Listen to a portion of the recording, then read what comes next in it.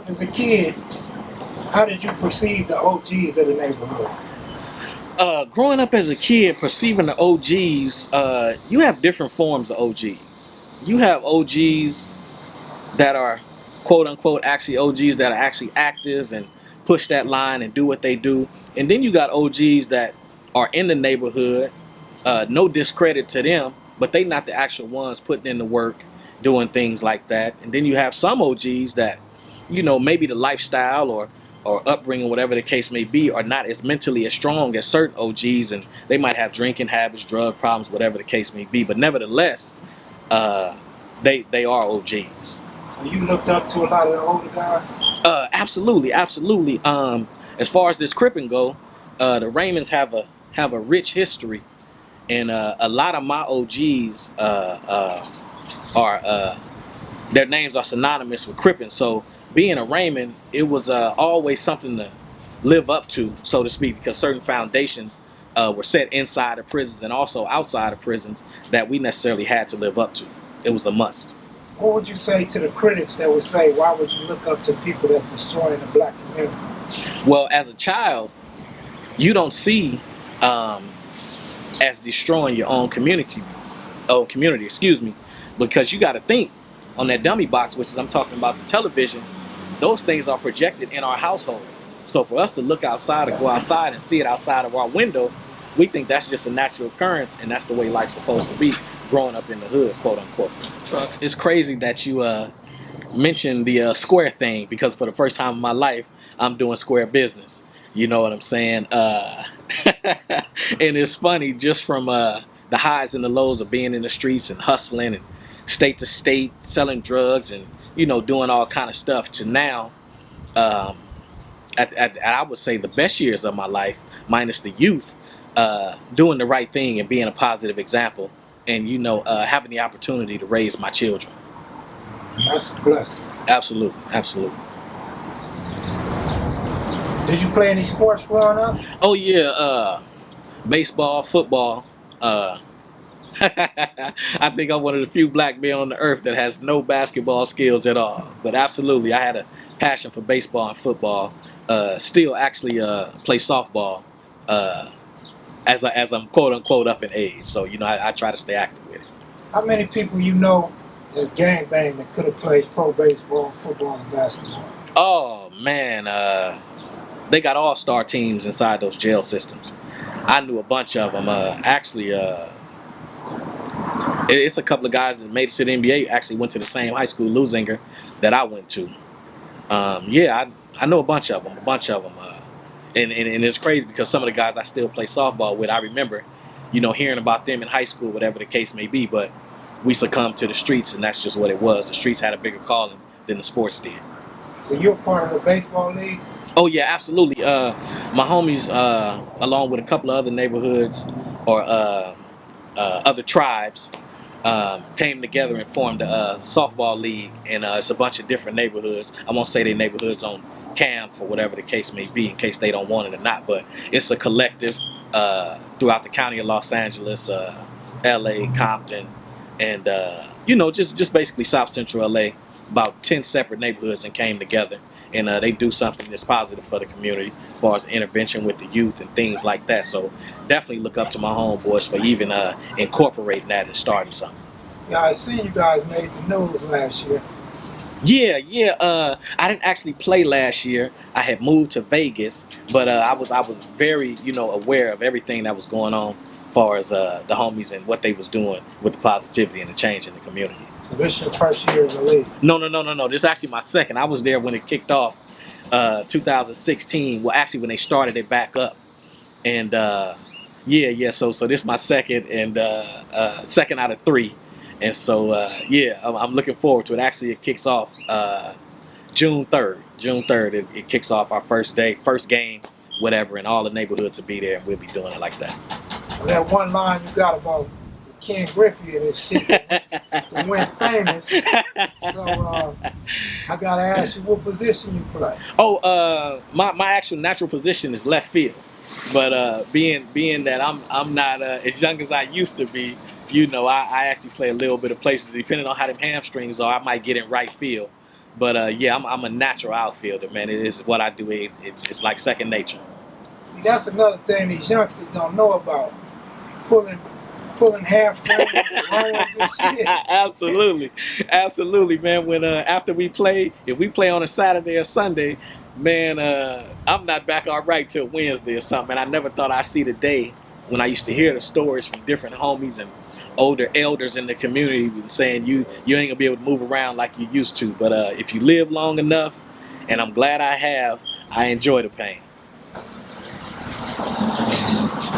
A lot of OGs from different neighborhoods turn out to be smokers, crackheads and shit. Some on Sherm. Yeah. How does a brother view his big homies as like that? What type of example are they setting for the kids? Well, when you first come to realize and understand what it is, and that the homie has a problem or whatever he may be going through, immediately there's a letdown because the myth or the hero status that he has within the neighborhood is kind of a shot to that reputation, so to speak. But don't get it twisted. Some OGs still maintain, you know what I'm saying, the status quo. But those that fall off, as you get later on in life, you understand that people go through things. But you definitely look at them with negative undertones. You know what I'm saying? Once they start doing weak shit around the neighborhood and doing buster shit or what have you, you saying to yourself, "Damn, man, this a G from the set." But the alcohol or the drinking, the alcohol or the drugs, might have a stronger toll on them. So it's a huge disappointment from a little homie looking up to an OG when he succumbs to drugs and things of that nature. What impact does that have on an OG's reputation? It has a lot of impact because sometimes the OGs don't come back from it. And not only when the OGs take a fall like that, far as getting into drugs and things of that nature, or doing things that certain homies or younger homies wouldn't approve of, it causes a fracture in the structure of that neighborhood.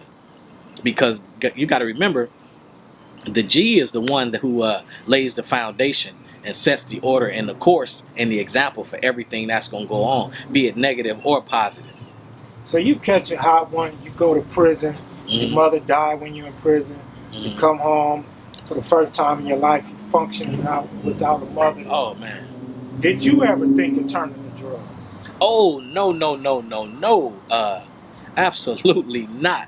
I have never done a drug, anything like that, and rarely have a drink. For me, I grew up in the crack era when the crack era first hit, so I seen it firsthand. Parents did drugs, and uncles and friends' parents was doing drugs and things like that. And when that crack era hit, it was very damaging to the fabric of our community, not only from a gang member standpoint, but just a black family period. Drugs was always frowned upon, especially from my age group on down, and that's why I do not have an understanding for the things that go on right now today with these youngsters snorting powder and doing all these drugs and the things that's being advocated in this movement, music movement, so to speak. Because when I came up, we was anti-drug. If you wasn't selling it, getting the money off of it, you didn't do it. So a lot of people will see you as a reformed monster. Like you went from one of the problems in the community to raising your family, working, doing the right thing, playing baseball in your leisure time, driving trucks. How would you feel, or how do you feel when you see people on the news and they call us monsters? Well, unfortunately, starting from point number one, it's not too many times black males are going to be portrayed in a positive manner anyway. But when media and things of that nature get a hold of something negative as far as the gang thing to perpetrate and project that negative image, it takes off like wildfire. But the flip side to that is we are all somebody's son, father, nephew, grandbaby, and so on and so forth. So the negative image that is projected 9 times out of 10 is totally wrong. People have to understand the circumstances that people grow up in. I mean, like you said, being a reformed monster, there are things that I have inside my head that I would never say on the camera, but at the same time, I walk with them every day. Do you have nightmares about your past? Nightmares, no. Regret? Regrets, to a point, and when I say I have regrets to a point, it's because I have to understand that was my frame of mind at that point. You understand what I'm saying? So the things that I did then, I wouldn't do now unless it was an immediate threat to me or my family, and I'd make those same actions without hesitation. What's going to change from our generations to the new generations that are about to sprout up? Number one, starting in the home, the work starts right then and there, first and foremost. Before you send them out to school or church or anywhere, the educating starts right there in the home. And we have to start raising our children to be entrepreneurs. And what I mean by that is ownership. Fuck employment. We have to raise our children to be owners, because I can leave my child or my children, and we can leave our children businesses, but we can't leave them no job. You know, no matter who you work for or who I work for, once we put our 30 years in, here go our retirement, and we on doing our thing, but our son or daughter can't walk in that same company and say, hey, give me a job. They're going to look at them crazy. But if I put 30 to 40 years into my own business, all of a sudden I'm building a legacy for my family.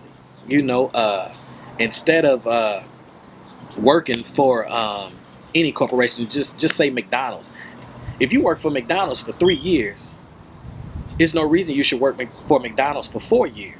Because in 3 years, you should learn how to run and operate a business, a burger stand. Then in year 4, you work on a loan, or a family get money together, whatever the case may be, and you go buy your own burger stand because you already know how to run it. So what do you want to stay employed for another person for? You can't become no millionaire working for nobody, not the common man. I'm not talking about those certain fields and things like that have the high pay grade and things of that nature. But for the common man, we can't get what we want to be, and things can't change with the youth if we have a mentality to go to work for somebody.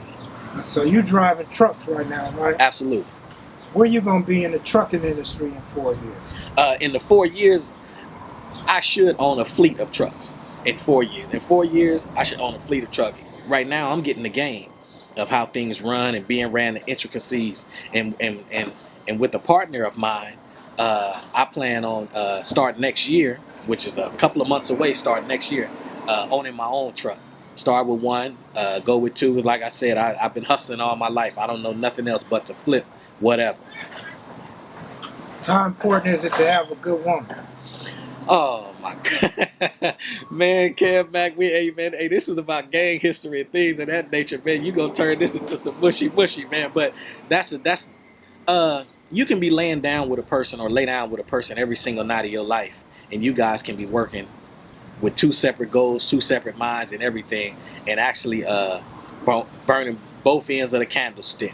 You know, if you don't have nobody that fuck with you, I ain't talking about you having some good sex, a pocket full of money, can buy whatever, but I'm talking about that person that likes you for you, that's in love with you, that's in love with the potential and the man that you are and what you can be, and is willing to help you achieve your dream, turn them dreams into reality. It is a super bonus if you have that person. The minute you find out that the person you land with, you know what I'm saying, and I'm speaking to young ladies also because I have a daughter. The minute you find out a person is not with you or for you, man or woman, get away from that motherfucker. Because the motherfucker ain't gonna do nothing but have you with high blood pressure, doing something crazy in the streets behind nonsense. And that person 9 times out of 10 ain't the person for you. So the first time you see it and it's like that, make that move. Get away from it.